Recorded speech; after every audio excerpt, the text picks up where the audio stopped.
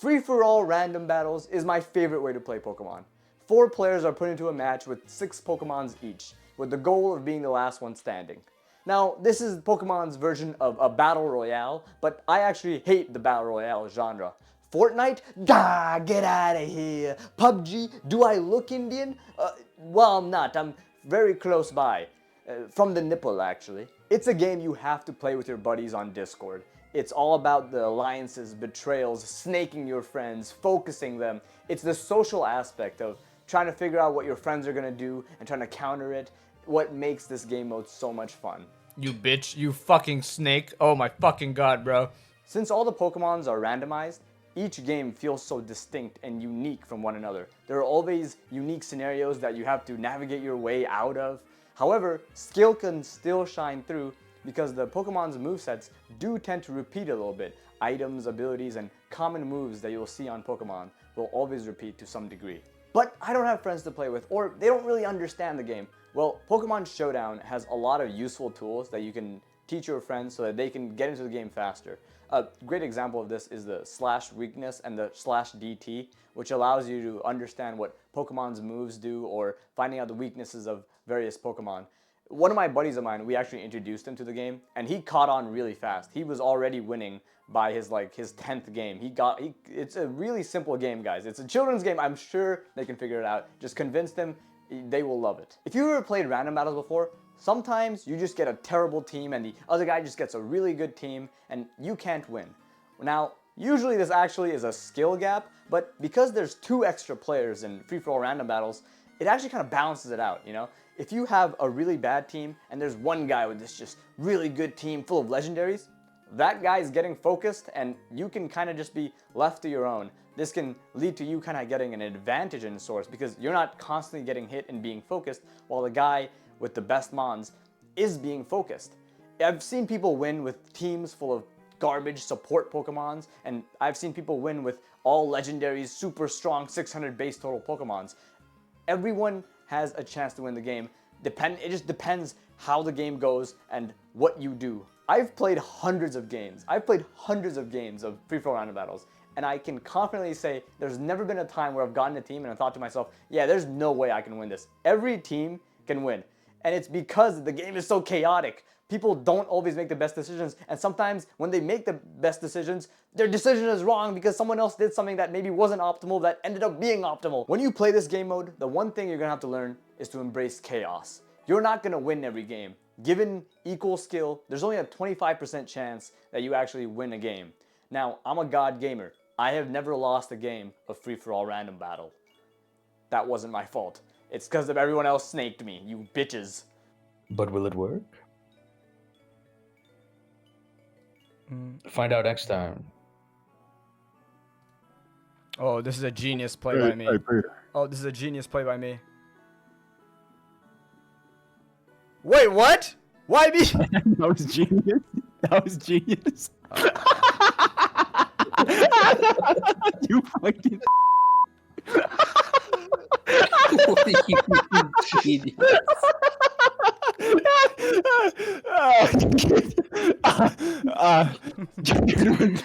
Okay, let me explain. For my next trick, I'm gonna hit no one.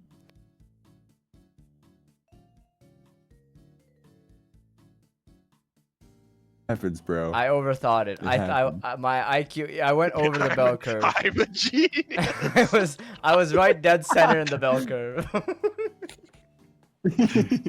Proclaim it. He I'm was dead like, center in the fucking- bell curve. it's Go. so A dumbass hard would right a dumbass would understand that you dragon energy, and a genius would understand your dragon energy. But I somehow came up with the earth power into nothing. Most convoluted move to Earth power into nothing.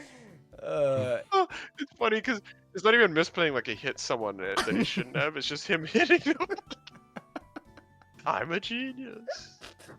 You know, sometimes this happens to me, is when I make a perfect read on someone. I'll be like, this is their optimal play. This is the way they can win this game. And if they make this optimal play, then I make my optimal play, I will win this game.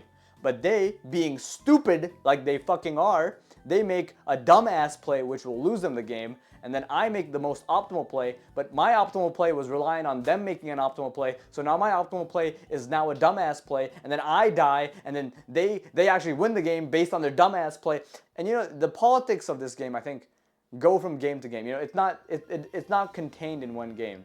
If someone focuses me 3 Pokemons in a row, I'm gonna focus them non-stop this game and the next game. Give it back twofold, you bitch. Stop fucking hitting my mons. Now that you've convinced your friends to play this game mode, it's time for you to dominate them in it. Lucky for you, I am the best free-for-all random battle player in my friend group.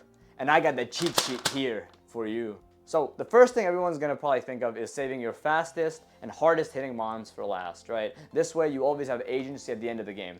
Now, this is actually a very, very valid technique and will win you a lot of games. However, it does come with its flaws. One of them mainly being that if at the end of the game there are 4 people on the field, they're gonna fucking focus you.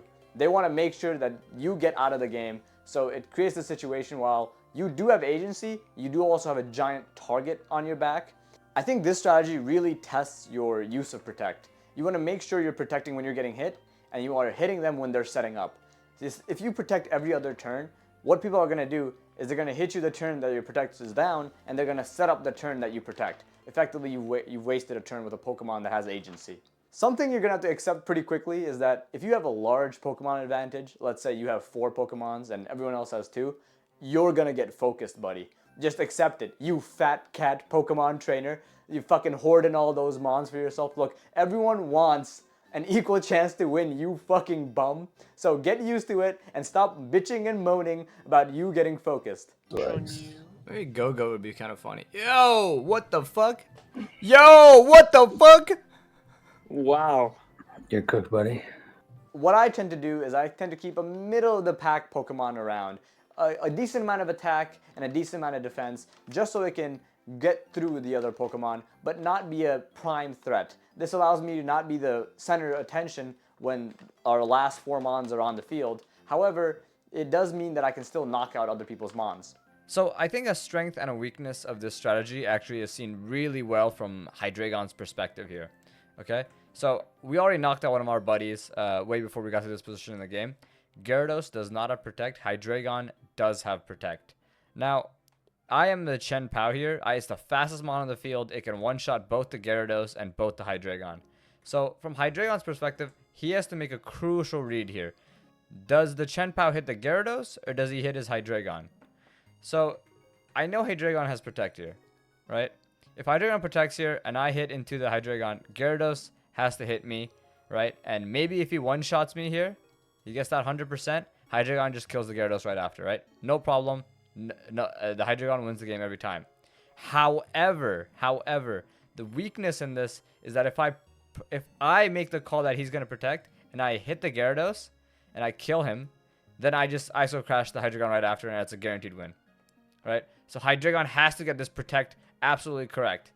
Or another way he can win is he predicts the Chen Pao to hit the Gyarados, right? Leaving him open, and this kills the Gyarados, and then he Draco Meteors me, and hopefully that's enough to kill him. Right? So the weakness in this strategy is that if the Draco Meteor does not kill the Chen Pao, or he makes the wrong read and Chen Pao actually hits the Hydreigon here, he loses the game, right? So it's a very tough spot for Hydreigon. He has to pretty much, the onus is not on the Hydreigon, the onus is on Chen Pao. Chen Pao is the one that makes the crucial decision, and Hydreigon has to make the deep read here, right? Chen Pao just hit the Gyarados here every time and just think to himself, yeah, maybe I still have the Draco Meteor, right? And then he kills the Hydreigon right after, right? So the onus is, the big read has to be made by Hydreigon here, not the Chen Pao. Chen Pao just kind of can play brain dead because he's the fastest mon, right? He has the biggest agency. And so if I let the clip play, Hydreigon chooses to protect. I just hit the Gyarados. Hydreigon's protect is down. It's just an easy win, you know. I'm just faster. It doesn't matter.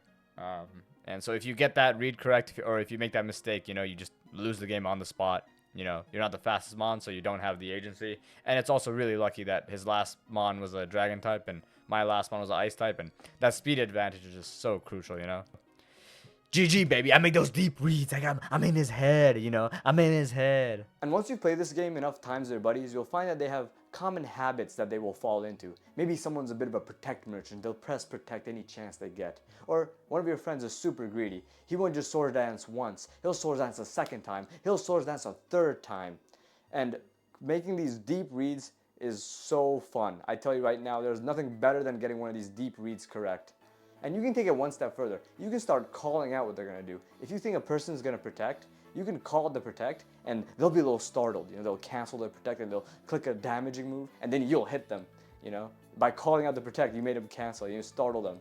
You know, and sometimes, you know, they'll call out your moves, but you know, when people call out my moves, it's not an issue. You know why it's not an issue? It's because I play the game in such a way that even if you perfectly know what I'm going to do, I still win in the end. Now Vishesh will protect while Mateus and Abhidam hit me. He's trying to make reads, people. He can't make those reads. He's not smart enough to make those reads. You're absolutely gonna protect. I will not protect. I'm gonna shadow ball you.